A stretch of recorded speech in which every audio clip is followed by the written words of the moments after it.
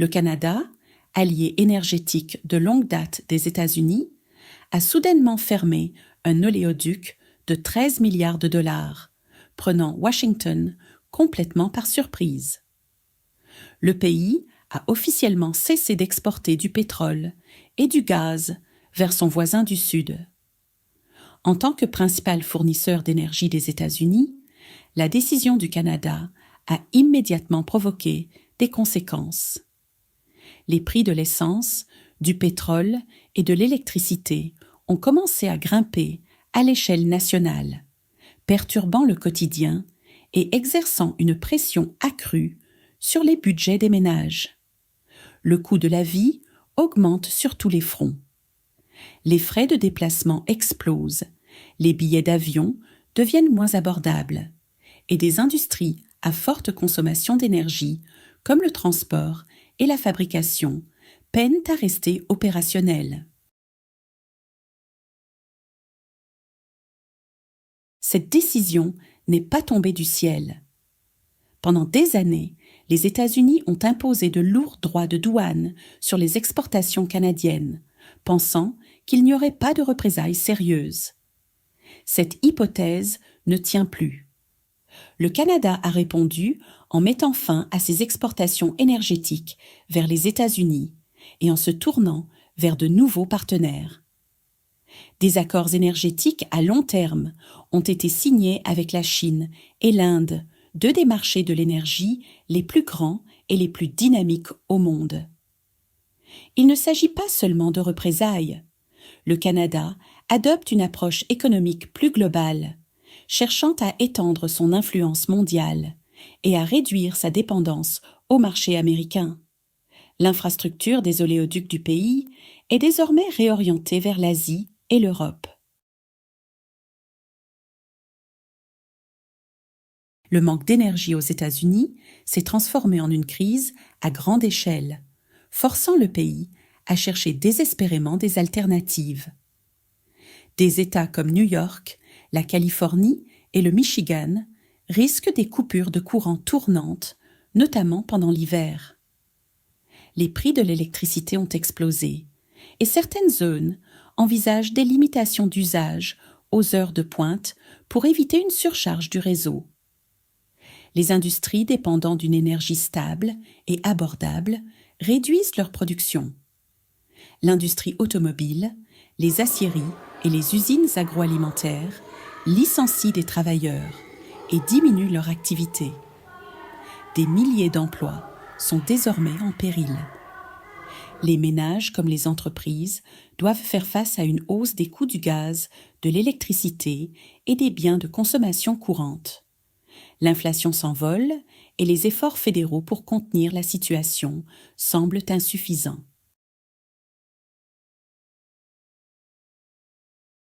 Les conséquences ne sont pas seulement économiques, elles deviennent politiques. Un accord énergétique de près de 19 milliards de dollars entre les États-Unis et le Canada est désormais en suspens. L'ancien président Donald Trump a proposé d'imposer une taxe de 100% sur les importations automobiles canadiennes, un secteur clé de l'économie canadienne. Alors que les frictions entre Washington et Ottawa s'intensifient, l'Europe avance avec sa propre initiative de défense, un plan de 800 milliards d'euros pour renforcer ses capacités militaires. Lors d'une interview sur Fox News, Trump a lancé de sévères avertissements, exigeant que le Canada prenne des mesures sur les questions frontalières sous peine de représailles. Le Premier ministre Mark Carney a répliqué avec fermeté, déclarant que le Canada ne céderait pas sa souveraineté à la pression américaine. Il a également rejeté les anciennes déclarations de Trump, selon lesquelles le Canada pourrait devenir le 51e État américain, qualifiant cette idée de absurde. En réponse aux tensions croissantes, le Canada reconsidère désormais son achat de chasseurs F-35, bien qu'il ait déjà commandé 16 appareils.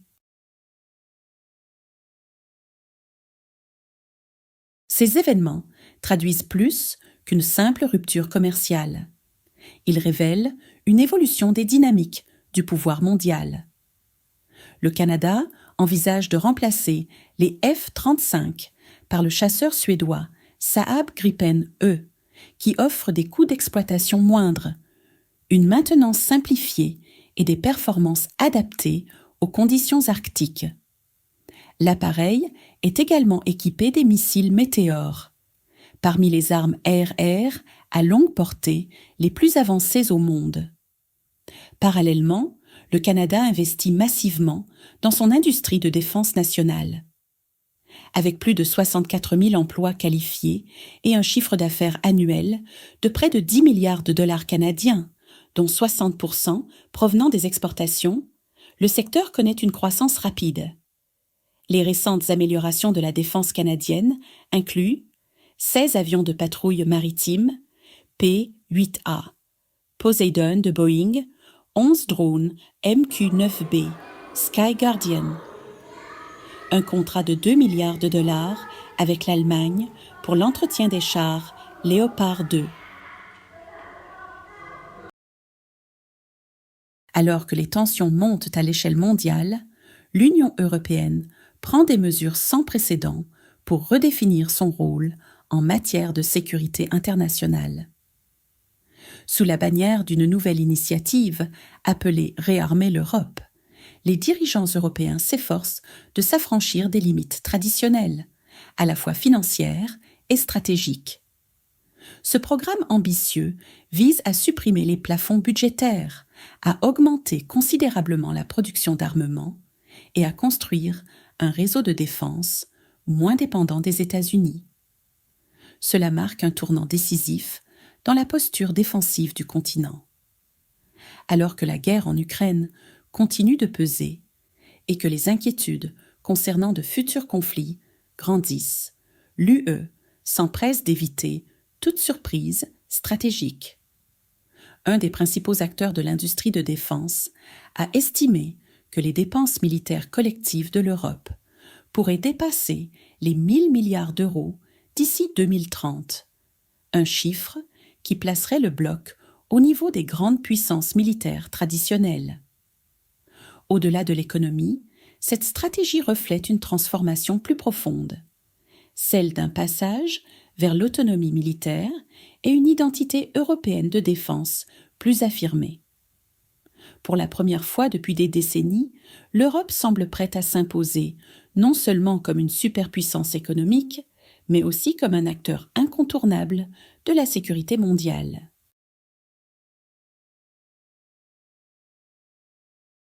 Malgré le maintien de puissantes capacités militaires, les États-Unis ne sont plus le leader incontesté qu'ils étaient autrefois aux yeux de leurs alliés. L'évolution des dynamiques géopolitiques, les conflits régionaux et la montée de nouvelles puissances poussent les partenaires traditionnels de Washington à réévaluer leurs alliances à long terme. Dans des régions où la voix de Washington portait jadis un poids incontestable, un sentiment croissant d'indépendance émerge. De plus en plus de pays choisissent de diversifier leurs partenariats stratégiques en équilibrant leurs relations entre les États-Unis, des puissances montantes comme la Chine et des blocs régionaux de plus en plus affirmés. Même au sein de l'OTAN, les désaccords sur les dépenses, le partage des charges et les priorités communes deviennent de plus en plus évidents. Ce changement subtil mais profond reflète un monde qui n'est plus unipolaire, un monde où la loyauté envers Washington n'est plus automatique et où les nations tracent leur propre voie stratégique selon leurs intérêts régionaux, plutôt qu'un alignement idéologique.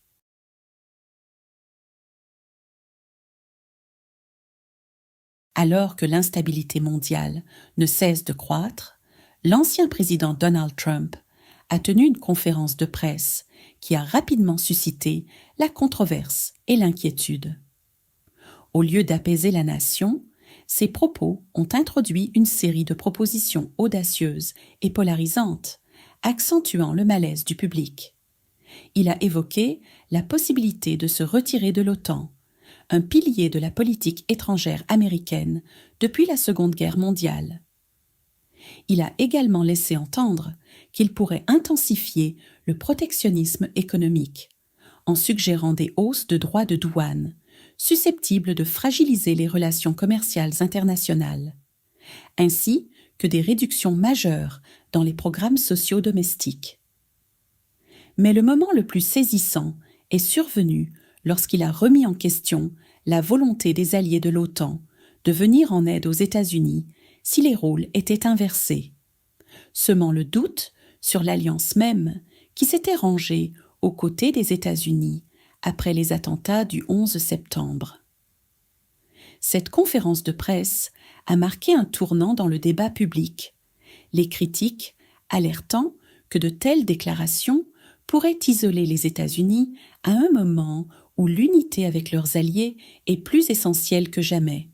Pour beaucoup, cela a sonné comme le début d'un possible démantèlement des alliances d'après-guerre et a soulevé des questions difficiles sur l'avenir du leadership mondial américain.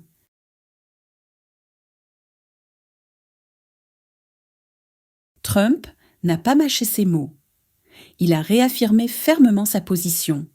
Si un pays membre de l'OTAN ne respecte pas ses engagements en matière de dépenses de défense, les États-Unis n'interviendront pas pour le protéger.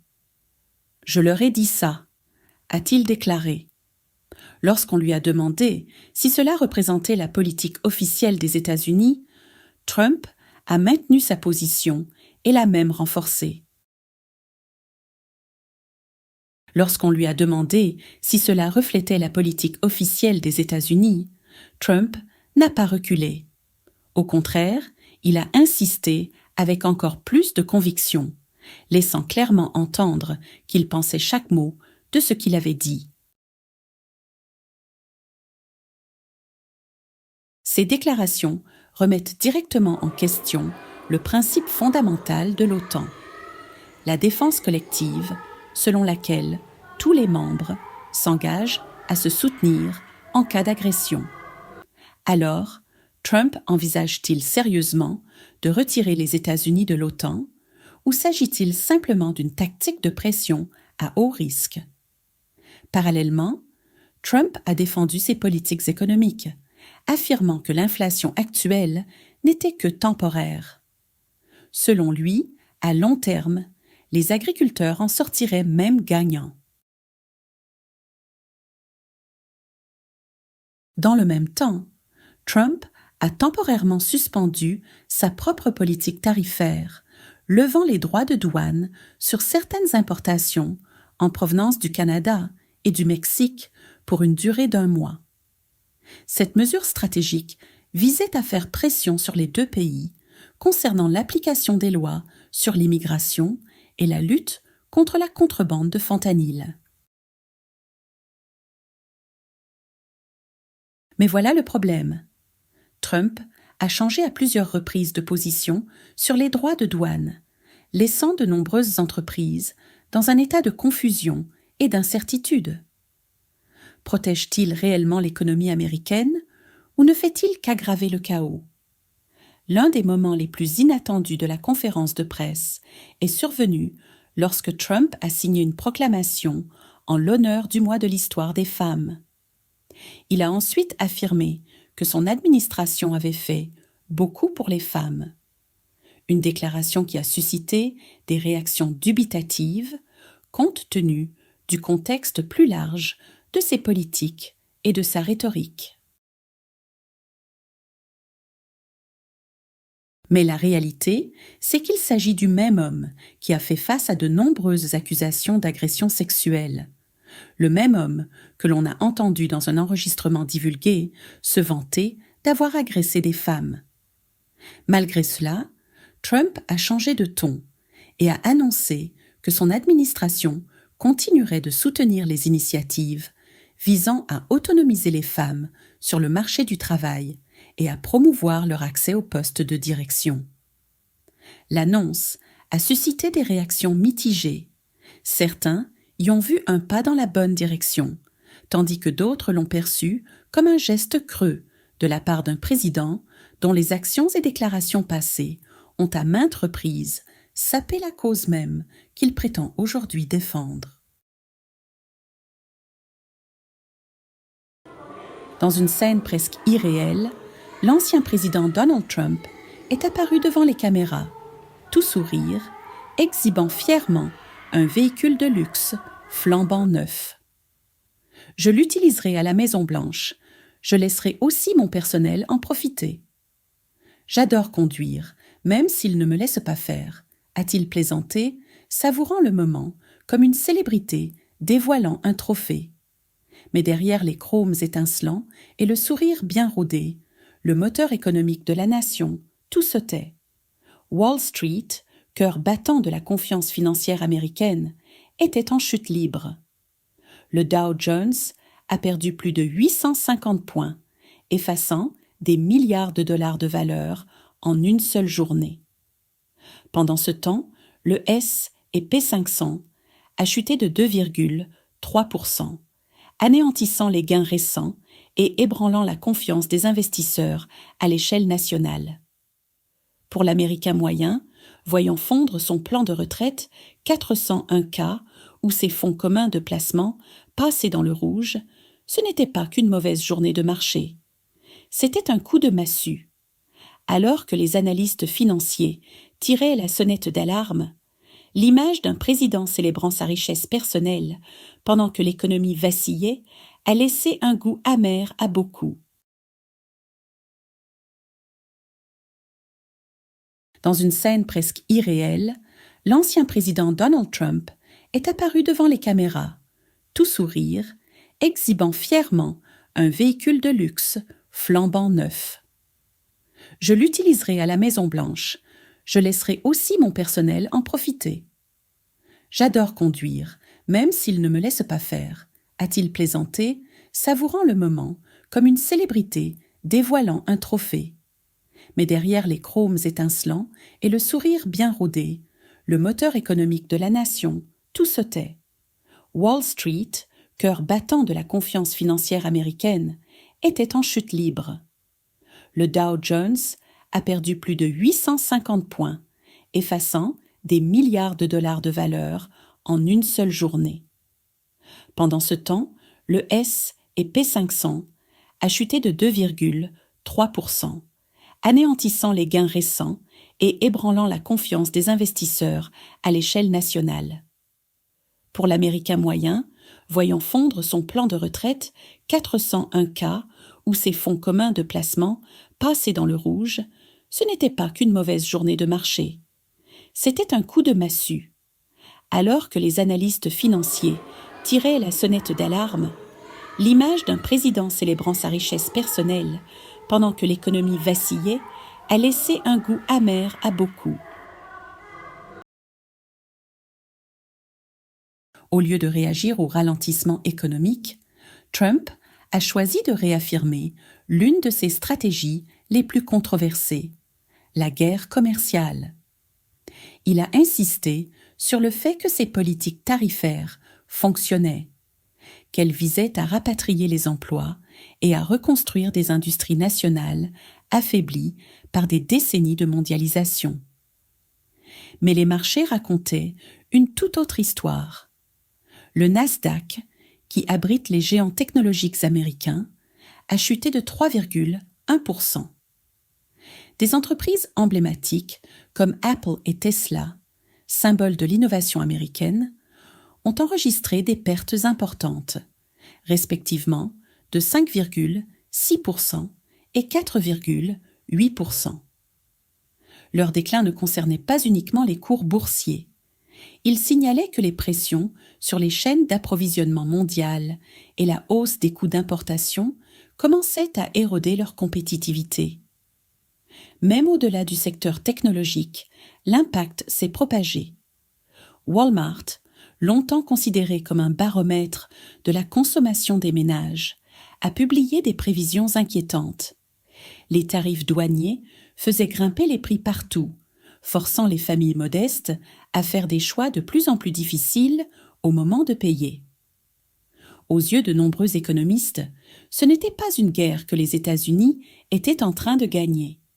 C'était plutôt un pari risqué, menaçant d'isoler les partenaires commerciaux, d'alimenter l'inflation et d'aggraver la pression financière sur les foyers américains, tandis que l'administration s'accrochait à une stratégie de plus en plus intenable.